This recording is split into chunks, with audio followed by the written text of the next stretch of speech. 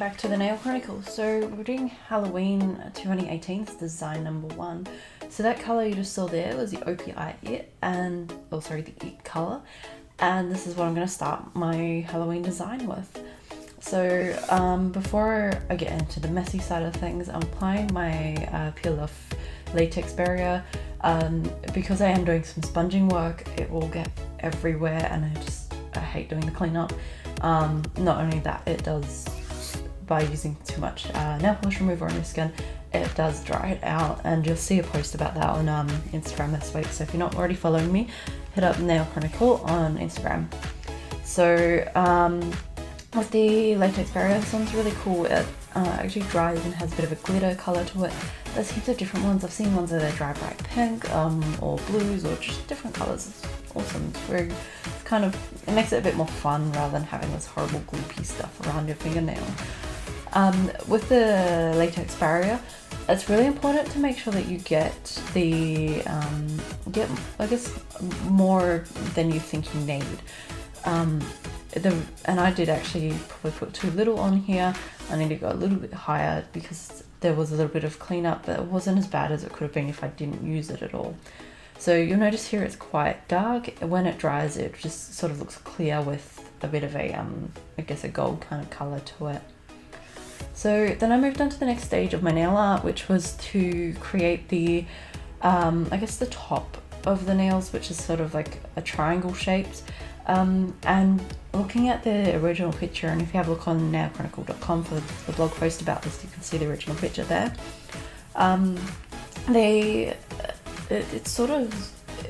It wasn't solid colour, particularly towards the bottom of the triangle. It sort of faded out and became a bit disjointed and a little bit all over the place. So this is why I'm using sponge rather than creating like a nice neat triangle with guideline stickers and things like that.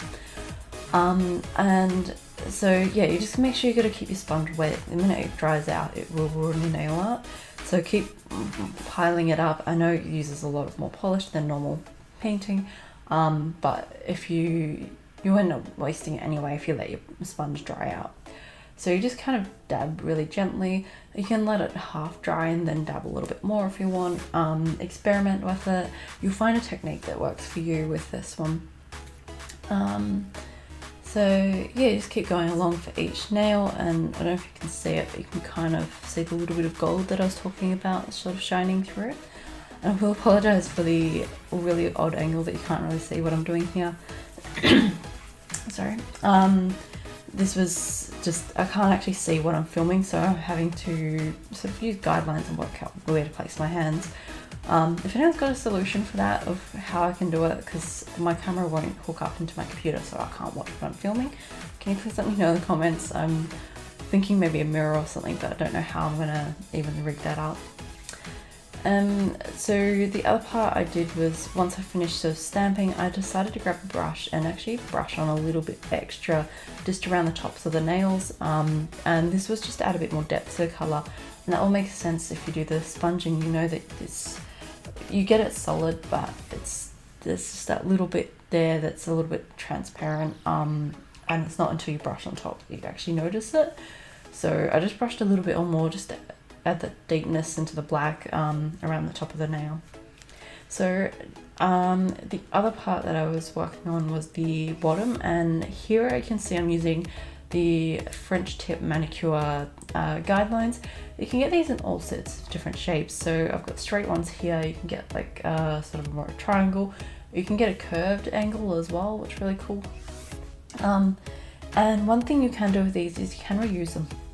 So I only used, I think there's 2 or 3 for each hand, and you can see that's why the one on my pointing finger just there is already dirty because I've already used it. There's no reason why you can't, and especially, I don't know what it is, but the straight ones compared to the other shapes are more expensive. I'm not sure why. Yeah, so I've reused them.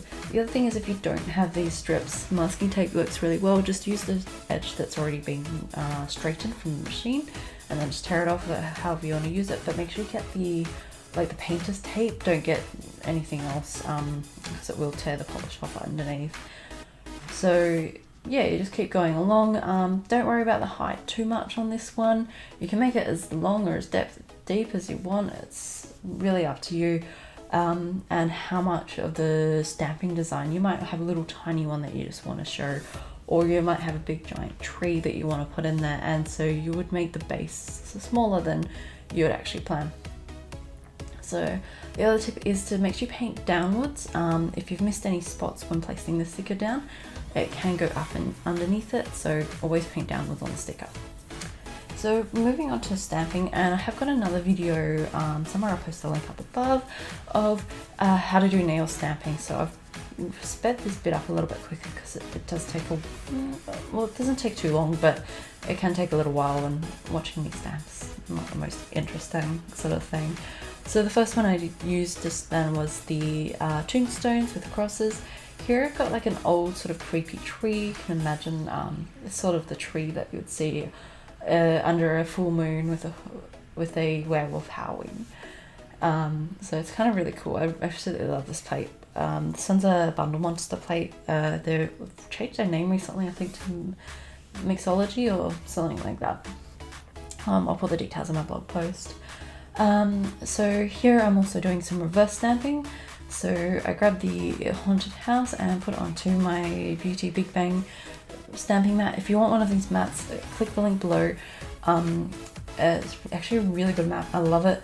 The link is an affiliate link, so like I get a little bit of money from it. I will disclose that, but you're helping me out, and no, you don't get charged anymore. So have a look and check the store out. It's really cool. I love it.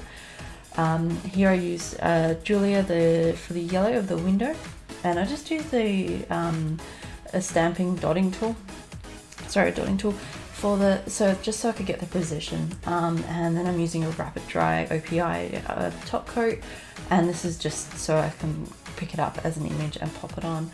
So here you have it. This is my Halloween design number 1. There will be 2 other designs, and yeah, there you go. Let me know in the comments what you think. What are your views on Halloween? I'm really curious to hear what you say, because in Australia it's not a huge thing. It's increasing popularity, but it's not big. So I'm curious to hear what you say. Pop a comment below, hit like, hit subscribe, and I'll see you next time. Bye!